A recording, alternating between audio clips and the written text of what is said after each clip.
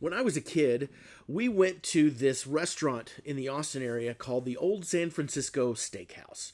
And it was just a steakhouse, but it had one unique feature that every so often there would be a woman that would get on a giant swing, and she would literally swing across the room and get bigger and bigger and bigger until she finally rung a bell with her foot. Now, I don't know why that was such an exciting or thrilling thing, but man, people would come from miles to go watch that lady swing and hit the bell. Maybe it's because we have a thing for pendulum swinging. Welcome to Walking Through the Word. We're in John chapter 12 today, and we're wrapping up this chapter. And we're going to be looking at a conversation where Jesus talks about judgment in verses 48 through 50. If anyone hears my words but does not keep them, I do not judge that person, for I did not come to judge the world, but to save the world. There is a judge for one who rejects me and does not accept my words. The very words I have spoken will condemn them at the last day. For I did not speak on my own, but the Father who sent me commanded me to say all that I have spoken. I know that his command leads to eternal life.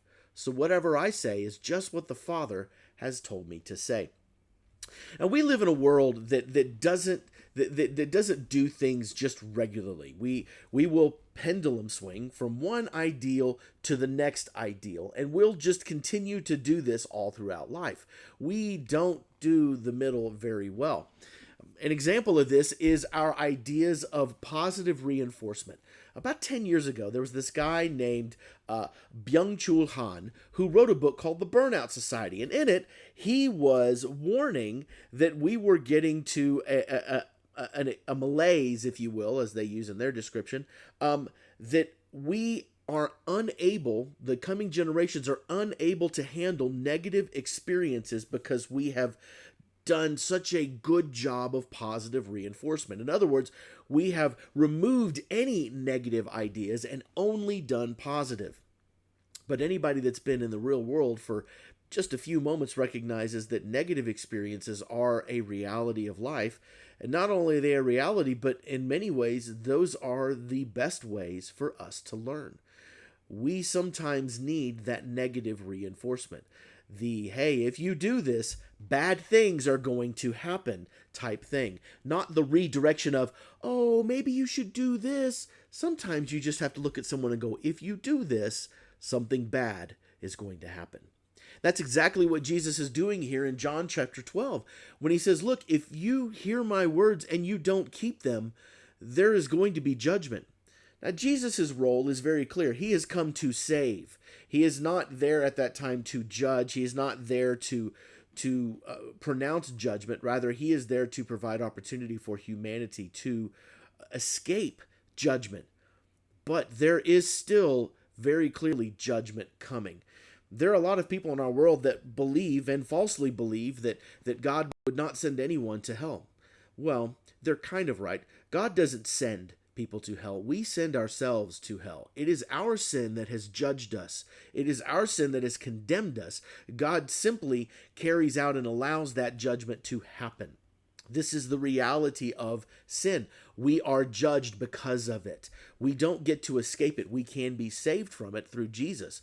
But judgment will come to everyone. And only those who have placed their faith in Jesus will be saved. This is what happens. There is a judge for the one who rejects me and does not accept my words. This is the very words I've spoken will condemn them at the last day. This is very clear. Hey, if you don't do this, something bad is going to happen. We don't like to hear those kind of words. We don't like to face the reality that at some point judgment comes and there are going to be huge, massive swaths of people who are going to end up in the judgment of eternal damnation as a result. Now, if this makes you uncomfortable, if this disturbs you, which frankly I hope that it does, because I'll be honest with you, there are lots of things in the Bible that I find uncomfortable, and the idea and the concept that there's anybody that goes to hell is a very uncomfortable concept. But we have an obligation. This is why Jesus tells us that we are to go and make disciples, to go and to tell the world about the good news of Jesus Christ. If you are uncomfortable about the idea of people going to hell, then you should be doing this. This is how you solve the problem. I often tell my kids who complain about a situation, I say, look, you got two choices. You can either A, hush up because you're not willing to do anything about it, or B, do something about it. These are the choices that we have as well. We need to do something about it. We need to be the ones that go and to help people escape this judgment. That doesn't mean that we spend our whole time going turn or burn, but it does mean that at the appropriate time we need to show and tell them the realities of eternal judgment that will come. Sometimes negative information is very necessary.